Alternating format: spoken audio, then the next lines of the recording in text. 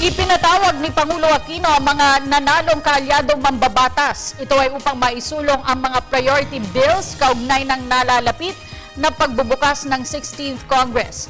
Nais din ng Pangulo na mapalakas ang koordinasyon ng lehislatura at ehekutibo upang maiwasan ang pagvito ng ilang panukalang batas. Si Rocky Ignacio nag-uulat. Isinulong ni Pangulo Aquino ang pagpapalakas pa ng koordinasyon sa pagitan ng ehekutibo at lehislatura para sa ipatutupad na reforma. Pinulong ng Pangulo sa Malacanang ang mga nanalong kapartido para talakayin ang mga panukalang batas na bibigyang prioridad sa nalalapit na pagbubukas ng 16th Congress sa Hulyo. Number one, syempre to congratulate them. But number two, it behooves the entire mechanisms of government to have a smooth working relationship with the co-equal branches. And we want to maintain the relationship that we had in the first 3 years of our administration with this incoming Congress. So it is in that view that our party will be hosting this group of our party mates who have won, and we'll be mapping out partly the agenda and consolidating and organizing ourselves.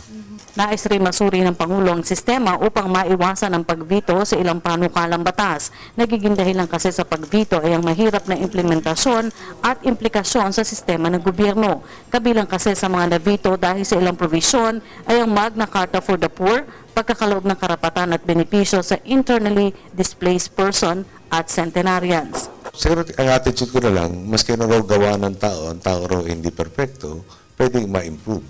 Ngayon yung meron ng mga killer provisions tayo nakita doon sa mga naobliga tayo ibitong bill na magpapahirap sa implementasyon o magpapa-imposible sa implementasyon or maglalagay sa sitwasyon kung saan may panganib na mapahamak ang buong pamahalaan. No? So maganda yung layunin, pero nagkaroon ng isa o minsan may dagdag, minsan may bawas, na baka mawala yung saysay ng magandang intention kung itong version ang ma-implement. So, inuudyok lang tayo na maglabas ng mas magandang version ng mga panukalang batas na ito para maabot yung inaasam-asam na ikabubuti na sambayanan. Sa kasalukuyan, ang sistema ang nakikitang dapat isaayos at hindi sa isyu ng personalidad. Sagot ito ng Pangulo sa tanong kung dapat nang i-evaluate ang performance ni Presidential Legislative Liaison Office Secretary Emmanuel Mamba. Alam niyo, umabot sa akin is 290 enrolled bills. No? And that doesn't take into account all the other bills that were filed and also yung, di ba, yung the daily grind. And of course, we're not a party to the Bicameral Conference Committee. No? Doon tayo siyempre sa committee meetings na imbita yung various departments and agencies. So, it is not a review on personalities per se, but on the system of how do we effectively communicate our issues and our concerns.